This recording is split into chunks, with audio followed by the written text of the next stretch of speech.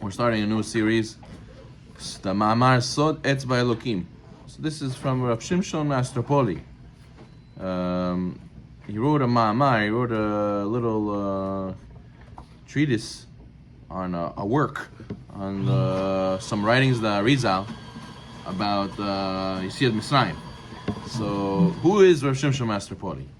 He was born in close to the year 1600, and he was a great Mekubal.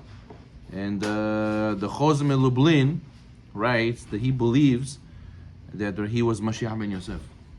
Such an interesting thing, and that's why he was killed in the massacres of 1648-49, which is a lot of Jewish people died in that time. And he was a great Mekubal, and he's many Mekubalim write about him that he is a great Mekubal.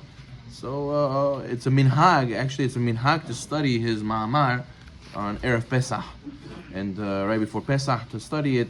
It gives a uniqueness, a special sgula also to learn his work, and many say that he was zochet Gilui Eliyahu Navi many times. So he's a very, very holy man. Now it says over here that we have a sgula. There's a promise. There's a protection to those. There's a blessing to those people who study this.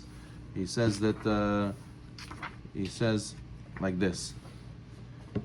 He says the Shimshon again writes that a person who mentions Yetziat Mitzrayim, he nullifies evil decrees that have been decreed upon him. And when a person thinks about the 10 plagues, it separates all the bad from him. And we know that he says that by studying these words that he wrote of Shimshon, that hopefully B'ezrat Hashem will be able to get that zechut, and we'll have parnasa tova, bracha v'atzlacha, refuah shelema, and all these things that come along with studying these holy words of Rav Shimshon Ostropoli. Therefore, he writes that I guarantee that a person who studies this will be blessed the whole week, will prosper, riches, honor, and longevity. Says the Shimshon again. Whoever studies the words of Rav Shimshon. Okay, fine. So good. So let's start. So he says like this. He takes a quotation from the Arizal, and we have to break it down line by line, and it'll take us some time. So the first thing the Arizal writes is Paro was punished in Egypt 10 plagues by the hands of the 3,280 angels of retribution, which is the Malachim will give punishment. So what does this mean? So we have to understand that Hashem punished with 10 plagues. Right? So first of all, if you do the gematria of all the 10 plagues, so you have Dam 44. So Adea 444. Kinim 110. Arov is 272. Dever is 206. Shchin is 368. Bara 206. Arbe 208. Hoshech is 328. Makat Bechorot 460 and 634. Add them all together, you know what you get? 3,280. 3,280, that's what the Arizal says. They were punished by the hands of the 3,280 angels of retribution. Now you should know that the pasuk in the Torah that has the same gematria is also a pasuk in Devarim. It says,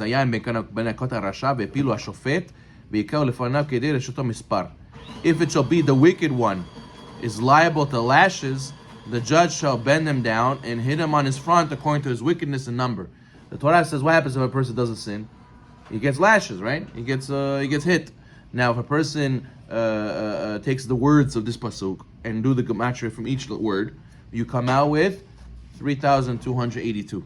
So it's almost the same. He says those two correspond to the two governing officer angels, which is the higher. So he says, and this is also 39 lashes is connected. What another number is 39 in the Torah? 39 melachot. We're going to learn that really, why does Hashem tell us to keep Shabbat? V'zacharta ki eved ayita be'eretz Mitzrayim. It says that you have to remember to keep Shabbat. Why? Because you were a slave in Egypt. What does a slave in Egypt have to do with anything? This pasuk that talks about punishing the evil people is the same gematria as the 10 plagues. And this pasuk is talking about 39 lashes. 39 lashes also the same as 39 forbidden labors. And Hashem says, you know why you have to keep Shabbat? Because I took you out of Egypt. You have to remember you were a slave to them. And you worked on Shabbat, and they made you do a lot of labor. I give you Shabbat. You don't do labor. You're separate from this. And the zuchut of keeping Shabbat takes you away from all these things. Right? It says, the mahala shesamti v'misraim, the sickness that I gave in Misraim, the punishment, everything I gave Misraim, I will never see put on you, right? Ki ani Hashem rofecha, I am Hashem your healer. But what is the chud to give us all this? The Shabbat. So therefore, a person has to know that keeping the Shabbat is a tremendous thing. It says, "Vayavidu et bnei Yisrael befarich." Pasuk says that they made the Jewish people do backbreaking labor, right? If you do farich, adbash, what's adbash? You switch the aleph for taf, bet for shin. Adbash, gardak, haf, vas. You know, you can keep going all the way. So then what happens if you do adbash for farich, pay switches with vav, right? Then you have gimel with resh. You have chaf, switch it with lamed. You know what adbash of farich is? And do gematria 39. So they made you do back-breaking labor, 39, and that Hashem saved us from that, giving us Shabbat, and b'zchut keeping the Shabbat. You don't have to do those labors anymore. That's why the Orach Chaim Kadosh says, what does he say? He says, Sheshet Yamim Ta'avod, right? Ta'aseh Melachtecha. 6 days a week you'll do labor, 7 day, bas, you shall stop. You won't work on Shabbat. Not you, not the goyim employees, not thinking about business, nothing. And says the Orach Chaim Kadosh, b'zchut that you keep Shabbat, Sheshet Yamin Ta'aseh Melachtecha. The 6 days will be blessed. You'll do all your job. You finish the 6, 7, you'll sit.